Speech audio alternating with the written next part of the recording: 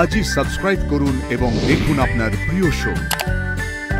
প্রত্যেকটা স্টুডেন্টের জীবনেই কিছু স্ট্রাগল থাকে, আমার জীবনেও রয়েছে, তবে সেটা নিজেকে বাঁচিয়ে রাখার লড়াই। ওই তো মা বাবা জন্ম দিয়েছে আর ও পুনর্জন্মটা করিয়ে দিল।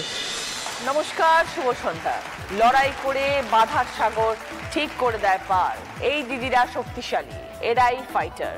আজ এমনই চারজন দারুণ দিদির গল্প শুনবো।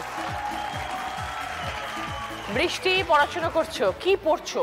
এখন আমার মাস্টার্স কমপ্লিট হয়েছে, আমি ক্যালকাটা ইউনিভার্সিটি থেকে মাস্টার্স কমপ্লিট করেছি। কিসে মাস্টার্স করেছো? ইংলিশে মাস্টার্স করেছি। ওকে। ক্লাস 12 পড়াকালীন আমার কিছু শারীরিক সমস্যা হয়, আমি বুঝতে পারি কিন্তু খুব একটা গুরুত্ব দিইনি। কি হচ্ছিল? প্রথম কথা জ্বর হচ্ছিল, সেই জ্বরটা প্রায় মাস 3 কন্টিনিউ থাকছিল, মানে কোনো রকম ভাবে সারছিল না। মানে প্রায় জ্বর আসতো? মানে আমার যতদিন উচ্চ মাধ্যমিকটা কমপ্লিট হয়নি, প্রায় 1 বছর। 1 বছর ধরে এটা পুষেছো? আমি গুরুত্ব দিইনি আসলে, এটা আমার হয়তো নিজেরই কোথাও দুর্বলতা। তারপর আমরা পিজিতে গেলাম, পিজিতে প্রায় 1 মাস ভর্তি ছিলাম। তো বায়োপসিটা হওয়ার পর আমি জানতে পারি যে এটা গ্ল্যান্ড ক্যান্সার, যেটা হটস্কিন লিম্ফোমা ক্যান্সারটার নাম। কিরকম রোগ সেই সম্পর্কেই ধারণা বিশেষ ছিল না। টাটা মেডিকেল সেন্টার, ওখানে আসি, নিউ টাউনে রয়েছে, ওখানে এসে ট্রিটমেন্ট করে প্রায় 1.5 বছর আমি ওখানে ছিলাম। 1.5 বছর প্রায় তুমি হাসপাতালে ছিলে? একদম। তো তারপরে কি তোমার পুরোপুরি, তারপর যখন ছাড়লো তখন কি বলে ছাড়লো? না, ছাড়লো বলতে আমার পুরোপুরি কিউরেবল যে সেরকমটা নয়, 90% কিউরেবল। কিছুটা সেই জায়গা থেকে আমি নিজেকে বার করে আনতে পেরেছি। আর এই রোগটা এমন একটা রোগ যে মানে এত খরচ এই রোগটার পেছনে। সেই মুহূর্তে আমি জাস্ট উচ্চ মাধ্যমিকটা পাশ করেছি এবং আমার বাবা রিটায়ার্ড হয়। আমার বাবা একজন লাইব্রেরিয়ান, গভর্নমেন্ট এমপ্লয়। রিটায়ার্ড হওয়ার পরে এককালীন একটা টাকা পাওয়া যায়, সব শেষ, সমস্তটুকু। মানে এত লড়াই যখন করেছো, আগামী দিন নিশ্চয়ই তুমি অনেক ভালো থাকবে। Wish you all the best. Thank you দিদি। এক একজনের এক এক রকম লড়াই। বৃষ্টির লড়াই নিজের সাথে বাঁচার জন্য, মারণ রোগকে হারিয়ে বেঁচে থাকার লড়াই। সহেলি, তোমার লড়াই তোমার স্বামীকে বাঁচানোর। কি হয়েছিল হাজবেন্ড? দিদি, আমার বিয়ে হয় 2020 সালে।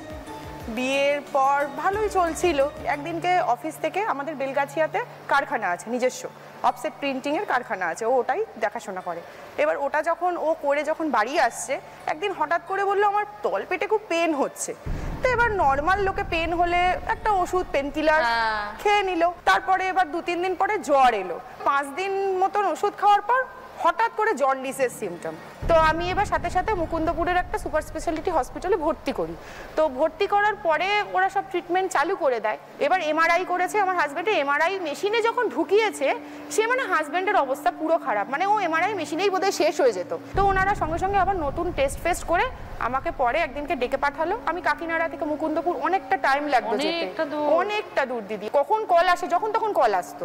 তখন এবার ওরা আমাকে বললো যে ওনাকে একটা কাজ করতে হবে, একটা ছোট ওটি করতে হবে। ওনার লিভারে দিদি হাইড্রেটিক সিস্ট হয়েছে। ওই সিস্টটা হলো একটা মানে এক ধরনের সিস্ট, ওর ভিতরে কৃমি বাসা বাঁধে। ঠিক আছে, এবার প্রথমে একটা ছোট ওটি হলো, তো কেবিনে দিয়ে দেওয়া হয়েছে। ও যথেষ্ট সুস্থও বোধ করছে। এবার হয়তো 3টে বেজে গেছে, একটু চোখটা কোনোভাবে লেগেছে বা লাগেনি। সেই টাইমে হঠাৎ চোখটা খুলেছি, দেখছি ও মাছের মতো খাবি খাচ্ছে। সঙ্গে সঙ্গে দৌড়ে গেছি নার্সদের কাছে। নার্সের সাথে সাথে অক্সিজেন দিয়ে অক্সিজেন লেভেল দেখলাম 25-এর কাছে ব্লিঙ্ক করছে, মানে একদম লো লেভেল। পরের দিন ডিসচার্জ আটকে গেল। এবার বললো যে না, আপনার আরেকটা ওটি করতে হবে, এবং এই ওটিটা হচ্ছে রিস্ক ওটি, কিছু করার নেই। এবার আমার হাজব্যান্ডের অবস্থা ক্রমশ ডিটোরিয়েট করছে, বন্ড সাইন করতে হবে। ওনার যে মা, তিনি তো রয়েছেন অনেক দূরে। এবার ওনাকে তো এত কথা বলা যাবে না, আমার হাজব্যান্ড স্ট্রিক্টলি বারণ করে দিয়েছে, মাকে কোনো কথা বলা যাবে না, কারণ আমার শাশুড়ি হচ্ছে একদম হাউস ওয়াইফ। তারপরে কি অপারেশন হলো? অপারেশন হলো, কিন্তু ওই অপারেশনটা দিদি আর নর্মালি করা গেল না। ওর সমস্ত মানে রিপোর্টস সব নিচে নেমে গেল। মানে কোথায় কিডনির প্রবলেম শুরু হয়ে গেল, কোথায় সোডিয়াম পটাশিয়াম। একা? একদম একা। আর কিন্তু আমার বোন ভীষণ স্ট্রং, তো ও পুরোপুরি পাশে ছিল। এবার যখন ওই সাইন করছি, আমাকে বলে দেওয়া হলো যে কালকে আর থাকবে না, যা হবে আমার ওপর দিয়ে হবে দিদি। আমি বলার কোনো জায়গা নেই, কাউকে শেয়ার করার জায়গা নেই। এবারে পরের দিনকে আমাকে একটা মিটিং হলো, যেখানে হচ্ছে কার্ডিওলজিস্ট থেকে শুরু করে সমস্ত ডক্টর ছিলেন। লিভারটা ওর অর্ধেক কেটে বাদ দিয়ে দিতে হবে দিদি। সেটা ভেন্টিলেশনের মধ্যে দিয়েই হলো। ও কিন্তু চোখ খুলে তাকায়নি 9 দিন। কিভাবে যে কাটিয়েছি। এখন কেমন আছে বল? এখন তো ভালোই আছে, এসছে আমার বর দিদি। কেমন আছো? ওই তো মা বাবা জন্ম দিয়েছে আর ও পুনর্জন্মটা করিয়ে দিল। ভেরি গুড সহেলি, তুমি যে এইরকম ভাবে এত স্ট্রং, মনের যে জোরটা এরম ধরনের সময় এরম সিচুয়েশনে যে নিজেকে স্ট্রং রাখা, এটা হচ্ছে শিক্ষণীয়। আর এই লড়াইটা লড়েছে বলে তোমার ফাইটার দিদি। ভালো থেকো শৈলী। হ্যাঁ দিদি। এরপর আছে মমতা সরকার। হাজিমে মাটিতে হ্যাঁ, কন্নিচুয়া ওয়াতাশি ওয়া মমতা সরকার তো মসিমাস চাকদা কলোনি নি সুন্দেইমাস সুমি ওয়া ডাংসু কোতো দেশ ইমা ফুজিয়ামা জাপানিজ ল্যাঙ্গুয়েজ একাডেমি দে নিহঙ্গ ও বেনকিও শিতেইমাস দৌ জয়রশিকো ওনেগাইশিমাস আরিগাতো গোজাইমাস। এটা কি ভাষা দিদি? এটা হচ্ছে গিয়ে জাপানিজ ভাষা। আচ্ছা, হতদরিদ্র পরিবার থেকে আমি আমার যে পড়াশোনার স্ট্রাগলটা কিভাবে আমি করেছি, পড়াশোনাটা এখনো চালিয়ে যাচ্ছি। আমি জাপানে যেতে চাই, জুলাই মাসেই আমি যাব।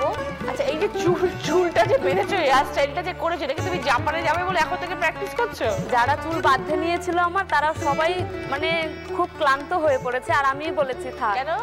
কারণ আমার চুলটা অনেক লম্বা, 8 ফুট লম্বা। 8 ফুট লম্বা? মানে তোমার থেকে লম্বা তোমার চুল? হ্যাঁ, আমি তোমাকে দেখানোর জন্যই আরো খুব এক্সাইটেড। সামনে আসো। 8 ফুট লম্বা চুল? হ্যাঁ, তুমি সবসময় বেঁধে রাখো? সবসময় এরকমই করে রাখি। তোমার হাইট তো 8 ফুট নয়। না, তো কি করে সম্ভব এটা? এটা- খোলো দেখি।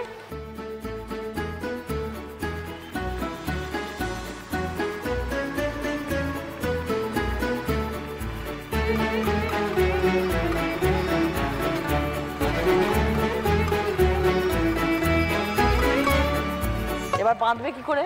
এখনই বেঁধে নেবো 2 কিভাবে মিনিটে। বাঁধাও দেখাও দেখি, কি করে তুমি বাঁধো এরকম চুল।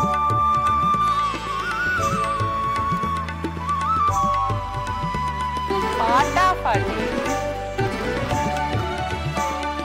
ক্যা বাত। আমার খুব বড় একটা স্বপ্ন আজকে পূরণ হয়ে গেল। খুব ভালো। আসো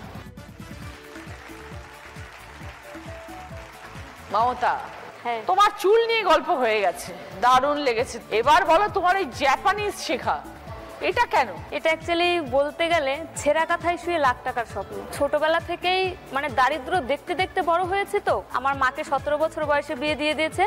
তো শ্বশুর বাড়ি থেকে মাকে যখন আমরা 3টে বোন হয়ে গেছি, তখন তাকে অত্যাচার করে পাঠিয়ে দেওয়া হয়েছে। তুমি কতদূর পড়াশোনা করেছো? আমি MA কমপ্লিট করেছি আমাদের এখানে। তারপর আমি জাপানিজ ল্যাঙ্গুয়েজ নিয়ে 1 বছর পড়াশোনা করেছি কন্টিনিউ। কারোর কাছ থেকে তুমি জানতে পেরেছিলে, দেখেছিলে? হ্যাঁ, আমি এটা দেখেছি। জাপানিজ ল্যাঙ্গুয়েজও সেখানে সবাই যেতে পারে না, কারণ অনেক টাকা পয়সার ব্যাপার। এত দরিদ্রতার মধ্যেও আমার মা আমাদেরকে সবাইকে হায়ার সেকেন্ডারি কমপ্লিট করিয়েছে, উচ্চ মাধ্যমিক সবাইকে পাশ করিয়েছে, আর আমাকে MA কমপ্লিট করিয়ে তারপরে আবার এই জাপানিজ ল্যাঙ্গুয়েজে পড়াশোনা করাচ্ছে। তারপরে এই জুলাই মাসে হয়তো আমি চলে যাব। কোথায় চলে যাবে? জাপানে পড়াশোনা করতে। আচ্ছা, সেটার জন্য সবকিছু ইয়ে করে রেখেছো? হ্যাঁ, ওখানে গিয়ে আমি 1 বছর কন্টিনিউ পড়াশোনা করব। যদি আমার ভালো লাগে ওখানে আমি 1 বছর কলেজ করব, পাশাপাশি আমাকে একটা জব দেবে। এত কষ্ট গেছে আগে দিদি। হ্যাঁ, আগে ঘরে তো একটা জায়গায় শুতাম সবাই, এখন কত খাট, কত ঘর। বিশাল বড় ফাইট, এবং রিয়েল অর্থে ফাইটার দিদি তোমরা সবাই। খুব ভালো থেকো সবাই। মমতা, তো all the best for Japan. Thank you.